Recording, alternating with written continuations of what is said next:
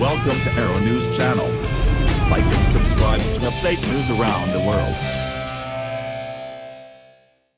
Is there any way to help President Trump climb down from his pledge to build a great, beautiful wall on the Mexican border? Last week, Trump remained high on his pledge during his State of the Union speech.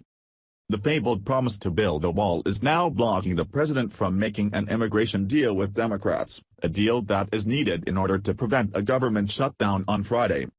Any agreement to keep the government open depends on allowing the president to save face as he falls away from the wall. There are two big questions at play. Firstly, how much money do the Democrats have to give the president in the name of border security to get him to climb down? Secondly, will right-wing talk radio allow him to make an immigration deal with the Democrats if he shifts to talking about a virtual wall? The first to offer the president a helping hand off the ledge was White House Chief of Staff John Kelly. Kelly reportedly told members of the Congressional Hispanic Caucus in January not to worry about the wall because a 50-foot wall from sea to shining sea isn't what we're going to build. The next day, Kelly explained to my Fox News colleague Bret Baier that he was simply pointing out to the Hispanic caucus that all politicians say things during the course of campaigns that may or may not be fully informed. Trump didn't take kindly to that. So he tweeted, "The wall is the wall, it has never changed or evolved from the day I conceived of it." The president did calm down a little bit, however. He conceded in his tweets that part of the wall may be see-through, adding that he does not intend to build a wall across mountains, wastelands or tough rivers. Then another offer to help the president off the wall came from the Department of Homeland Security. They reported last month that 2017 saw the lowest level of border crossing arrests since 1971.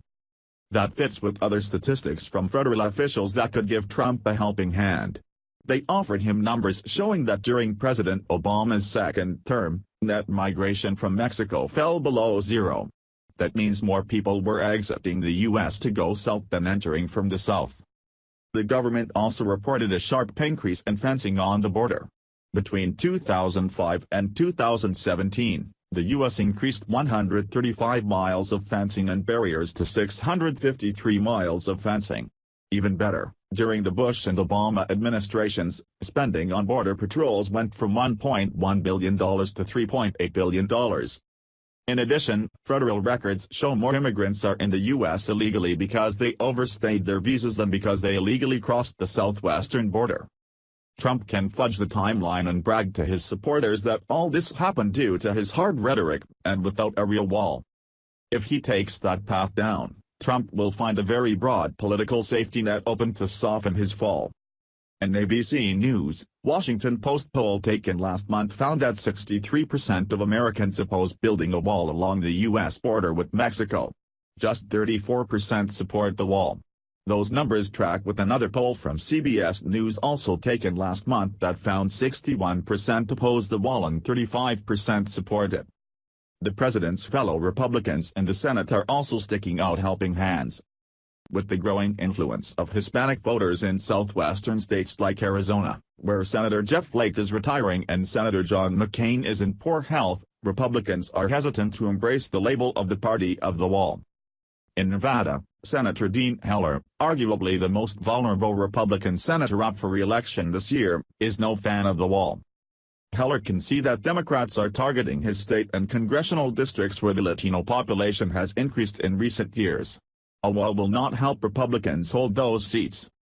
Former Arizona Governor Janet Napolitano, D., who also served as Obama's Homeland Security Secretary, gave the Democrats a good line for political advertising in the Southwest when she famously said, regarding a border wall, "Show me a 50-foot wall and I'll show you a 51-foot ladder."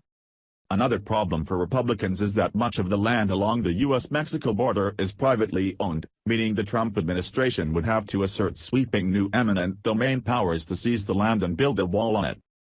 This kind of unprecedented government land grab would tie the government up in years of costly litigation as landowners fight back in the courts. And then there is the fact that Trump is not getting help to pay for the wall from Mexico. Whenever Trump says that Mexico will eventually pay for the wall, former Mexican President Vicente Fox tweets back, "We are not paying for that stupid effing wall." At this point, the wall is at best a majestic symbol in the culture wars and a wedge issue for Trump's GOP. It is not a viable policy and thus it does not belong in a serious policy debate over immigration and funding the federal government. The only big beautiful wall being constructed these days is the barrier between reality and the mindset of Trump supporters. Who among them will help Trump avoid a crashing fall?